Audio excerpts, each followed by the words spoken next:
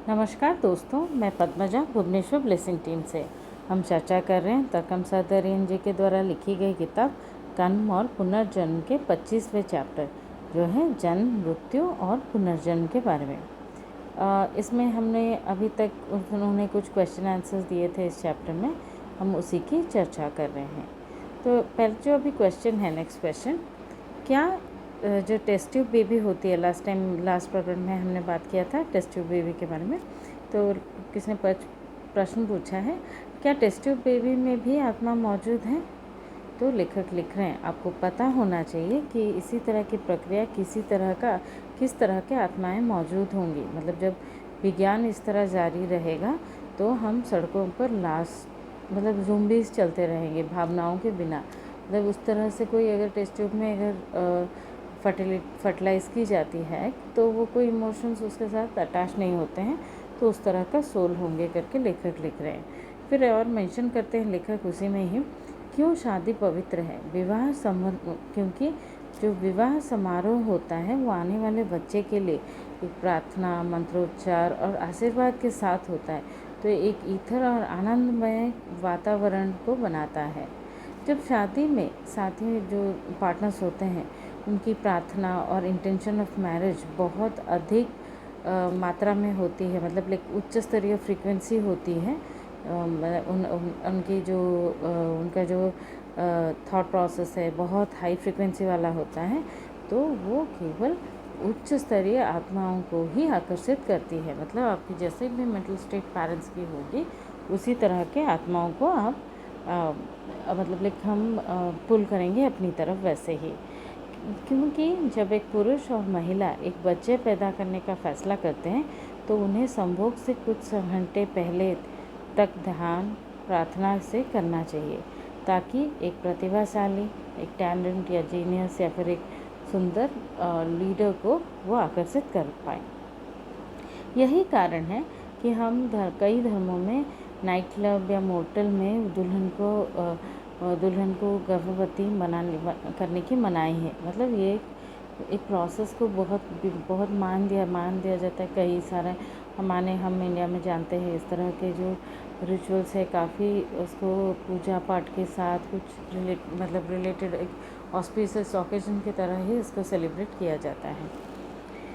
इन उदाहरण में क्या होता है, माता पिता जब भी अगर इस तरह की प्रेगनेंसी होती है जो नाइट मोटल में वगैरह में होती है या फिर किसी गलत तरीके से जब होती है, तो जो आत्माएं इथर तल में रहती हैं उन्हीं को ही आकर्षित करते हैं। और ज़्यादातर इथर तल में कौन होता है?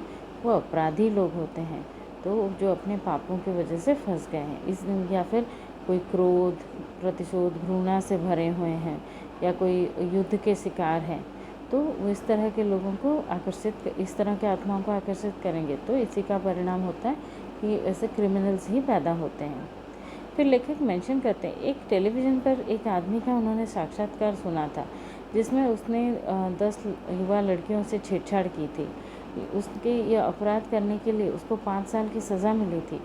पर जब उससे पूछा गया कि अब भी उसका व्यवहार कैसा रहेगा, तो उसने वही कहा कि अब भी वो वही काम करेगा, वही काम ही करता रहेगा। मतलब उसमें कोई पश्चाताप या प्रायश्चित कुछ चीज़ का है ही नहीं। तो लेखक लिखते हैं ये किस तरह की चेतना है, मतलब ये कॉन्शियसनेस किस तरह का है। अब देखिए, इस शख्स कोई रीज़न हो सकता है, मतलब काफ़ी सारे रीज़न्स हो सकते हैं इस तरह का व्यवहार के लिए।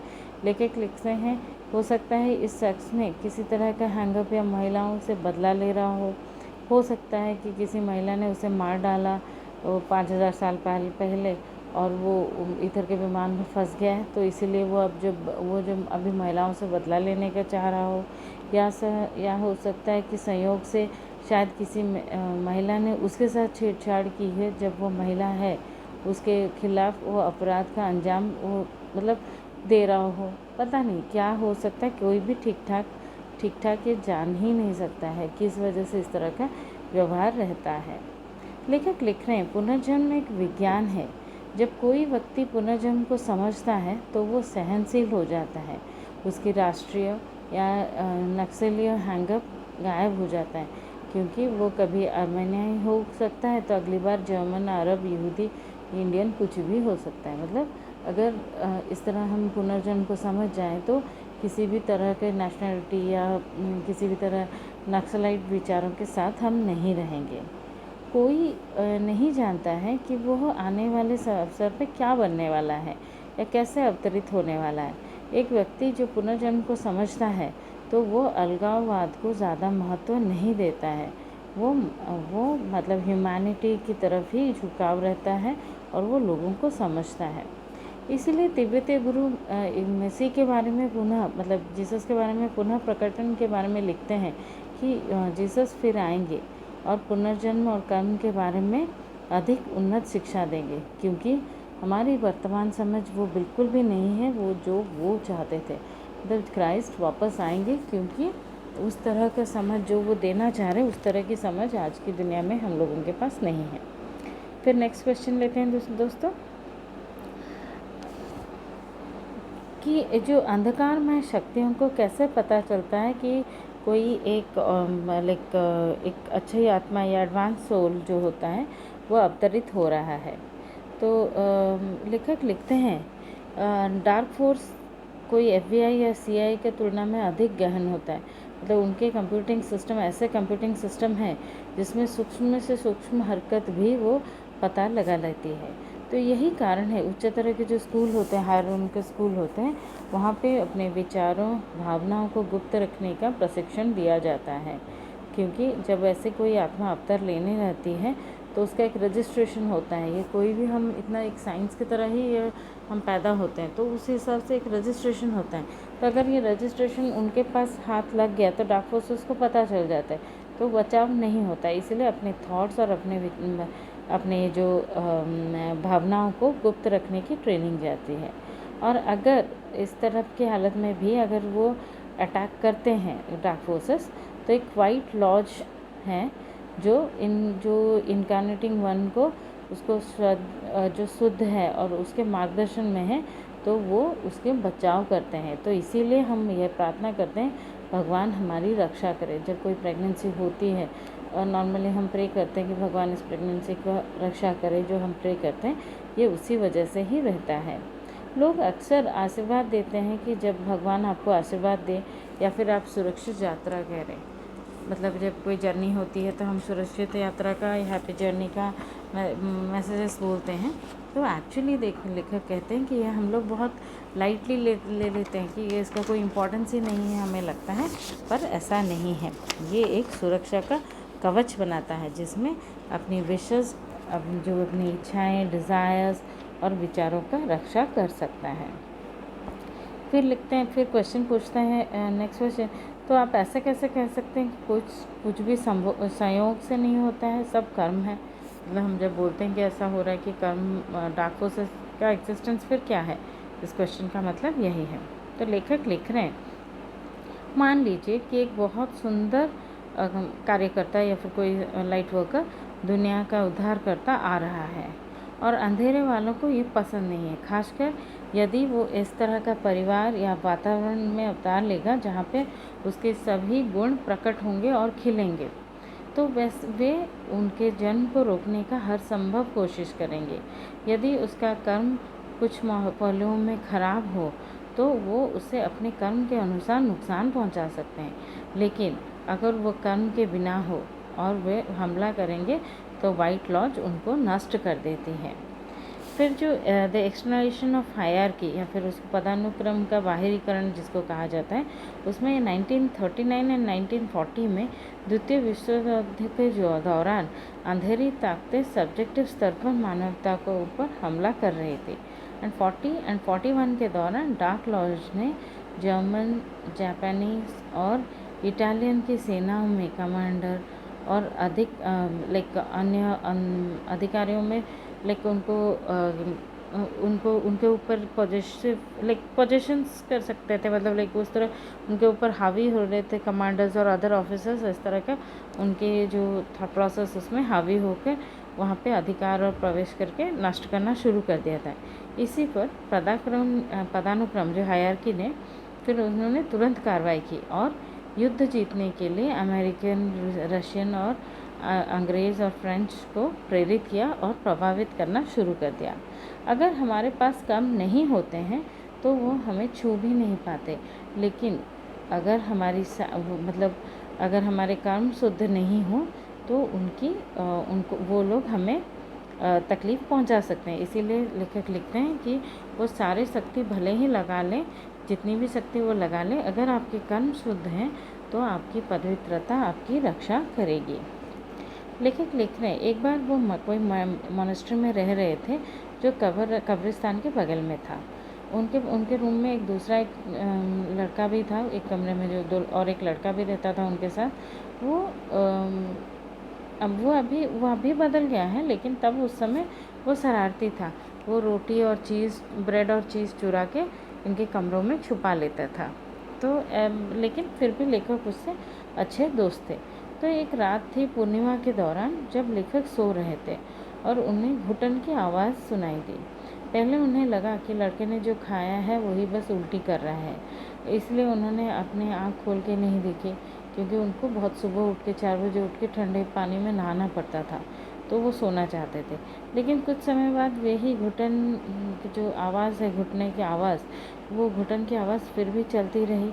फिर उन्होंने उठा और वो सोचे कि उन्होंने उठेंगे और लड़के के पीठ को उसको हम जब उल्टी रहता है तो हम क्या करते हैं, उसको हेल्प करने के लिए या फिर उसके पीठ को मसाज करने का सोचते हैं। तो वो उस तरह का मसाज करने के सोच के साथ वो उठे। पर जब उन्होंने आँख खोली तो उन्होंने देखा कि वो जो उसके दोस्त के बिस्तर पर कोई सी आदमी को देखा और वो तुरंत गायब हो गया। तो उनके दोस्त ने जब उनसे पूछा कि वो कौन था, तो वो एक लंबी आकृति आई थी, तेज आँखों वाली आत्मा, उनके दोस्त ने बताया। और जब वो अंदर आया तो वो एक्चुअली लेखक के ऊपर ही हमला करने आया था। पर जब भी वो पास जा रहा था, वो 2 फुट की दूरी पर उसको बिजली का झटका लग रहा था। तो उसने 2-3 बार कोशिश की, ऐसे ही वो छू नहीं पाया लेखक को। लेकिन ये जो लड़का था वो देख के वो घबरा गया और ये सब होते हुए देख रहा था। तो उसको इसकी वजह से, वो जो देखने की वजह से, फिर उस जो साये ने इसके ऊपर अटैक किया और उसके गला पकड़ के उसका गला दबा के उसका गला पकड़ लिया। तो इस लेखक लिखते हैं, इस घटना के दौरान 3 महीने तक उस लड़के के गले से खून बह रहा था। तो मतलब इसमें से आप सोच लीजिए दोस्तों, किस तरह का आत्मा हो सकती है या किस तरह का ऊर्जा थी वो। एक अन्य घटना का भी मेंशन करते हैं लेखक, जिसमें उनके पड़ोस में एक लड़की रहती थी। वो कुछ मील दूर रहती थी और वो उनके साथ प्यार में पड़ गई, लेखक के साथ प्यार में पड़ गई और वो लेखक के साथ सोना चाहती थी। बहुत सुंदर भी थी, पर कोई तो रीज़न था जो लेखक उसको पसंद नहीं करते थे। ऐसे ही उसको दूर करने की बहुत कोशिश करते थे, पर वो इतनी चिपकू टाइप की थी कि वो उनके पीछे ही पड़ी रहती थी। और जब भी कोई सभाओं में या फिर कई मीटिंग्स में वो सामने रहते थे, तो लेखक पूरी तरह से कोशिश करके उसको अवॉइड करते थे। इवन ऐसा भी हो गया कि वो रात को बंदूक लेके भी सोने लगे। एक रात उन्होंने जब सो रहे थे तो उनको आवाज़ें आई, जैसे सूखे पत्तों पे कोई चल रहा हो, इस तरह की आवाज़ें आई। तो उन्होंने देखा कि खिड़की खोला और देखा वो वही लड़की आ रही थी। तो लेखक ने सोचा, थोड़ा पास आने दो, मैं चिल्लाऊंगा और उसको डरा कर भगा दूंगा, ऐसा लेखक ने सोचा। लेकिन जब वो करीब 25 फुट करीब आ गई, फिर अचानक से पीछे हट गई और दौड़ने लगी। और 1 घंटे बाद घंटी बजी। तो वो उस लड़की ने लेखक को बोला, तुम मैजिशियन हो, तुमने क्या कहा, मैं वहाँ नहीं आ सकती, मुझे कुछ रोक रहा है, तुम ये अच्छी तरह से जानते हो। लड़की ने लेखक से कहा कि तुमने ऐसा कुछ किया है, इस वजह से मैं वहाँ पे पास नहीं आ पा रही थी। तो लेखक ने उसके उत्तर में बोला था कि मैंने 5 आत्माओं को रिक्वेस्ट की है जो तुम्हें पीटने के लिए वहाँ पे तैनात की है। और उस लड़की ने फिर भी 3-4 बार कोशिश की, फिर वो चली गई उनकी लाइफ से।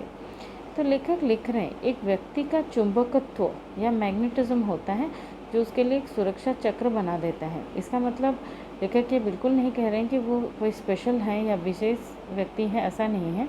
पर हर उस व्यक्ति के पास अपने स्तर का खतरा और हमले से खुद को बचाने के लिए एक तरीका होता है जो हम लोग के कल्पना से परे होता है। मतलब अगर आपके पास उतनी प्योरिटी हो, अगर आपके पास उतनी अच्छाइयाँ हो और प्योर हो, तो आपको ये एक सुरक्षा चक्र अपने आप ही बन जाता है। फिर नेक्स्ट क्वेश्चन है, जब एक बच्चे की मृत्यु होती है क्या यह कर्म होता है या फिर एक हमला? तो लेखक इसका उत्तर में बोल रहे हैं, यह अक्सर कर्म होता है, लेकिन कभी कभी यह हमला भी हो सकता है। जो स्तोत्र में एक महत्वपूर्ण श्लोक ये भी है कि चौकीदार को सोने न दे ताकि मैं खतरे में न जाऊं, लेकिन कभी कभी चौकीदार भी सो जाता है। मतलब जैसे एक पल होता है जहाँ पे माँ की आँख थोड़ी देर के लिए लग जाता है और बच्चा कोई कुएं में गिर जाता है और वो मर जाता है, तो वहाँ पे जगते रहना बहुत ज़रूरी है। मतलब ये एक सिंबॉलिक के थ्रू ही कहा गया है। मतलब अवेयरनेस बहुत ज़रूरी है उस तरह के केसेस में। कभी कभी ऐसे अनएक्सप्लेन डेथ होते हैं छोटे बच्चों में, तो उस तरह के कंडीशंस के लिए उन्नत मनुष्य के 3/5वां हिस्सा वो पुनर्जन्म नहीं लेता है। मतलब 3/5 जो अच्छे एडवांस सोल्स हैं वहाँ पे वो जन्म ही नहीं लेते हैं। बट 2/5वीं हिस्सा मतलब 2/5 जो कि पूरी तरह हॉट है ना कोल्ड है, तो वो कंटिन्यूसली मतलब इनकारनेट होते रहते हैं। वो बार बार पृथ्वी में आते रहते हैं। उनकी ये चुंबकीय ऊर्जाओं के द्वारा होता है। मतलब इलेक्ट्रिक पावर उनको पीछे हटा देती है। मतलब इस तरह का मौत मिलता है, फिर वो चुंबक होते हुए उनको वापस लेके आती है। मतलब उनका ये निरंतर प्रोसेस चलता ही रहता है। तो उनको अस्तित्व में आना और फिर चले जाना। उनका अस्तित्व में दुनिया में अंधकार और प्रकाश के साथ होते हैं। मतलब लाइट भी होते हैं और वो डार्क फोर्सेस भी होते हैं, दोनों ही चीज़ उनमें होती है। तो उनका कोई रिलीज़ नहीं है। अगर वो पूरी तरह से डार्क हैं तो वो लोअर एस्ट्रल प्लेन में रहेंगे, लेकिन अगर वो सच में प्योर हैं तो वो हायर लेवल में चले जाएंगे। लेकिन जो एक मिडिल क्लास होती है वो कीप्स ऑन इनकारनेटिंग। क्यों? ओके, डार्क और लाइट मतलब प्रकाश और अंधकार दोनों ही गुण उनमें रहते हैं। मतलब इसके पास अगर 20 अच्छी क्वालिटी स्नेक गुण हैं तो 20 अवगुण भी हैं, काले वाले अवगुण भी हैं। जिसके पास वास्तव में शुद्ध प्रकाश होते हैं तो वो चुंबकीय नहीं रहते, वो रेडियो एक्टिव बन जाते हैं। तो जो भौतिक है वे आकर्षक है, और इसका अर्थ है वो पदार्थ मैटर को जमा करते हैं और अपने नीचे दबा लेते हैं। मतलब वो रेडियो एक्टिव जैसे ही बिहेव करते हैं। और फिर लेखक लिखते हैं ये विद्युत चुंबकीय ऊर्जाओं से अलग तरीके से लेखक इसको परिभाषित कर रहे हैं। जब आप दीप्तिमान होते हैं तो आप केवल विकिरण करते हैं, मतलब आपका रेडिएट करते हैं, आप लाइट ही रेडिएट करते हैं। जब आप सूर्य के समान कुछ भी प्राप्त नहीं करते हैं। दूसरी ओर पृथ्वी आपको खींचती है। मतलब दोनों तरीके से आपको एक जो बीच में पोजीशन रहता है तो आपको अर्थ नीचे खींच रहा है और मतलब सूर्य की तरफ आप वहाँ पे भी कुछ नहीं रिसीव कर पाते हैं। यदि आप बुरे होने जा रहे हैं तो बुरा बनिए, लेकिन अच्छे बनना चाहते हैं तो अच्छे बनिए। गूढ़ भाषा में ये इसको कहा गया है, मध्यम वर्ग कहा गया है। मतलब अगर जो मिडिल क्लास को अगर कहें तो उनको लेखक ये बोलते हैं, अगर बुरा बनना है तो बुरा पूरी तरह से बुरा बनिए, या फिर अच्छा बनना है तो पूरी तरह से अच्छा बनिए। क्योंकि ये जो इसको खच्चर या म्यूल्स कहते हैं, जो ना कि घोड़ा है ना कि गधा है। फिर लेखक लिखते हैं जो कौन किसको हम एडवांस ह्यूमैनिटी हम किसको कहेंगे, या फिर उन्नत मानवता किसे माना जाता है। तो लेखक लिखते हैं जो तीसरी, चौथी और 5वीं लेवल के इनिशिएट्स होते हैं वो जन्म लेते हैं नॉट बिकॉज ऑफ कोई आकर्षण के लिए, ना ही मतलब कोई उनके कर्म है, ना ही उनके कोई पनिशमेंट, गिल्ट या फिर कोई लोगों को मारा है या ऐसा कुछ के लिए उनकी जन्म नहीं होती है। वो आते हैं एक दायित्व, एक ड्यूटी, एक रिस्पॉन्सिबिलिटी और उनको में दिया जाता है और वो उसी का मतलब निर्वाह करने के लिए ही वो पैदा होते हैं। ऐसा जैसे स्टेट में कभी होता है तो हायरार्की उनको आदेश देता है कि आप इस जगह पे सो एंड सो जगह पे जाएंगे और काम करेंगे, तो आप हाँ सर, यस सर, आपका आंसर यही होता है। और ये जब होता है तो इस इनकारनेशन आपके साथ जो भी होता है वो आपके बचत खाते में जाता है। तो दोस्तों आज के लिए इतना ही। अगले इसी चैप्टर में, एक लंबा चैप्टर है, काफ़ी सारे इम्पॉर्टेंट क्वेश्चन आंसर्स हैं, हम अगले जो प्रकरण में हम उसको कवर करेंगे। तो तब तक दोस्तों खुश रहिए, स्वस्थ रहिए, धन्यवाद।